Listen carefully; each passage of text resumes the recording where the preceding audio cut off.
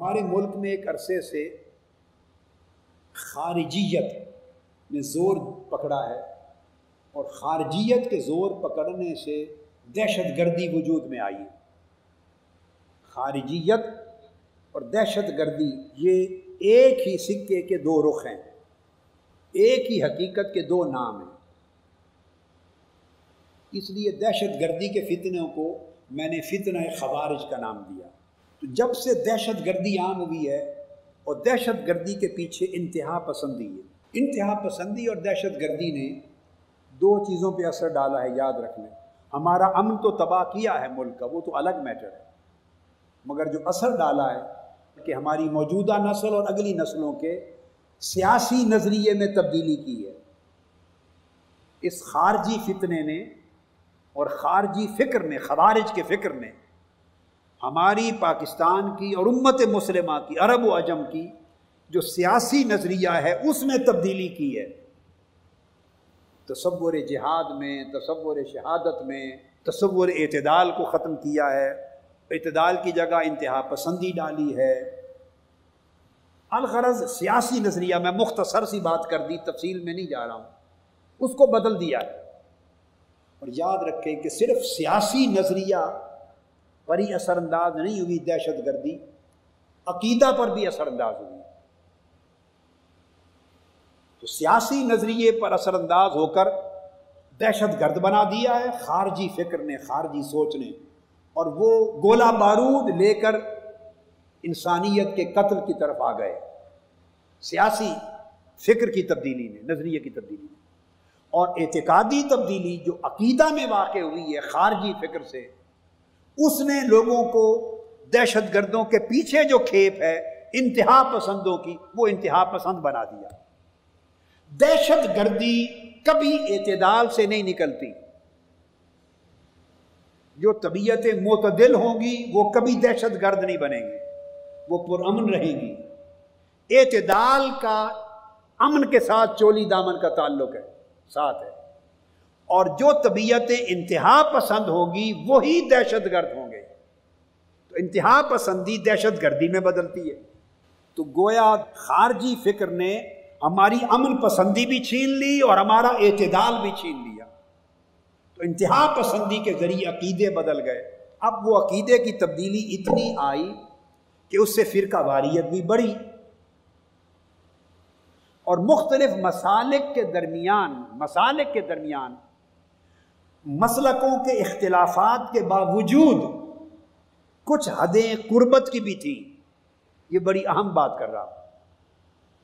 خواہ اہل حدیث مکتب فکر ہو، خواہ اہل سنت مکتب فکر ہو، خواہ اس کے اندر دیوبندی مکتب فکر ہو، بریلوی مکتب فکر ہو، یا اہل سنت کا ہو، یا اہل تشیع کا شیعہ مکتب فکر ہو، یہ جتنے مسالک اور مکاتب فکر ہیں، یاد رکھ لیں ان کے اندر جہاں فکری، نظریاتی، اعتقادی، تشریحی، فروعی مختلف قسموں کے جہاں اختلافات ہیں جدا جدا، وہاں ان کے اندر قربتوں کی حدیں بھی ہیں۔ ایسی بھی بے شمار جگہیں ہیں جہاں یہ سارے مسالک یا کوئی بھی دو مسلک اختلاف رکھنے کے باوجود آپس میں ایک جگہ پہ ملتے بھی ہیں، قربت بھی رکھتے ہیں۔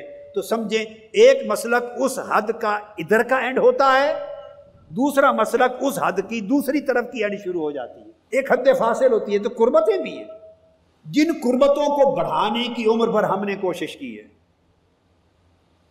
کہ اختلافات کو اچھالنے کی بجائے قربتوں کو بڑھایا جائے۔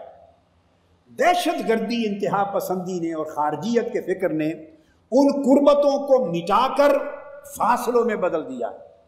وہ جو قربتیں تھیں مختلف مسالک کے مابین، کئی احکام پر، کئی مسائل پر، کئی اعتقادی تشریحات پر، کئی فروعات پر، کئی اصولوں پر، کئی نظریات پر جو قربتیں تھیں، ہم آہنگی کے امکانات تھے جہاں، وہ سارے مٹا دیے اور فاصلے بڑھا دیے اور ان کی جگہ نفرتوں کو بھر دیا ہے، جس کی وجہ سے اب مسلک ایک دوسرے کو کافر سمجھتے ہیں، اور سب فرقے ایک دوسرے کو کافر سمجھتے ہیں، اور تکفیری فتنے کے تحت قتل کرنا جائز سمجھتے ہیں، پھر آگے بڑھ کے قتل کرنا واجب سمجھتے ہیں۔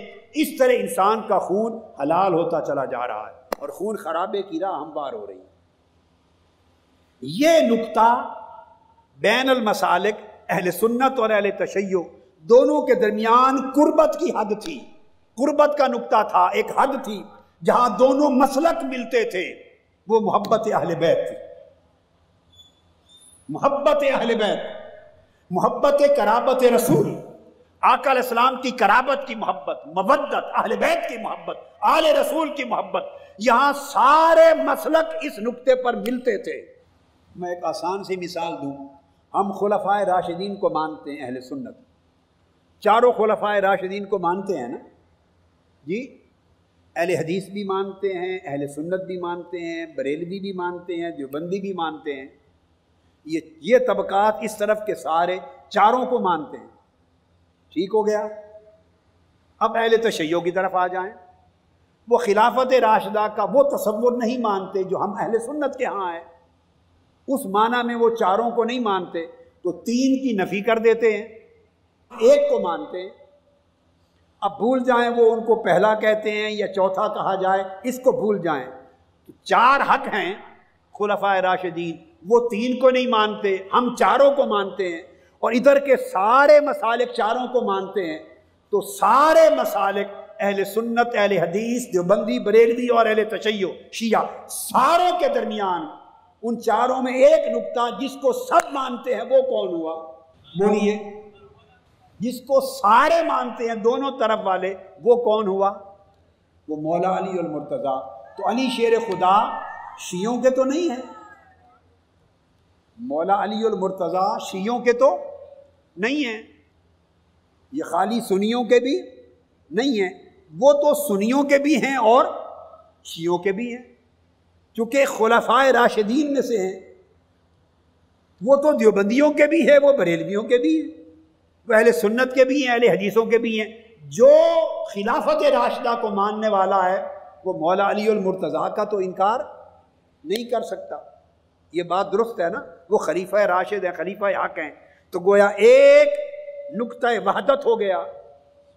باقی ہمارے ہاں وحدت ہے چاروں، اہل سنت اور اہل تشیع کے درمیان تین پر ان کا اتفاق نہیں، ایک پر سب کا اتفاق ہے۔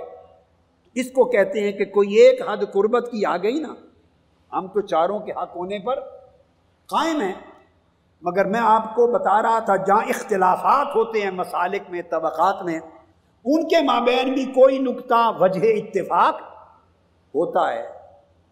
تو اہل بیت اطہار کی محبت چونکہ تمام طبقات میں مشترک تھی، تمام مسالک میں مشترک تھی، لہٰذا وہ 1400 سال سے مولا علی المرتضیٰ ہوں، سیدہ کائنات ہوں، حسنین کریمین ہوں، اور آف کورس ازواج مطہرات بھی اہل بیت میں ہیں،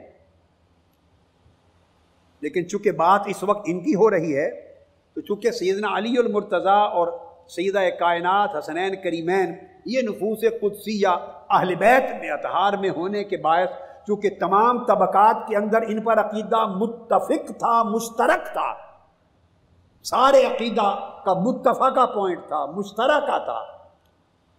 خوارج نے کیا کیا کہ انہوں نے انتہا پسندی کی دراڑ ڈال کر اس قربت کو بھی ختم کر دیا، اور جو حضرت علی کا نام لے، ان کے مناقب کا بیان کرے، اہل بیت کی بات کرے، سیدہ کائنات کی بات کرے، حسنین کریمین کی بات کرے، اس کو شیعہ بنا دیا۔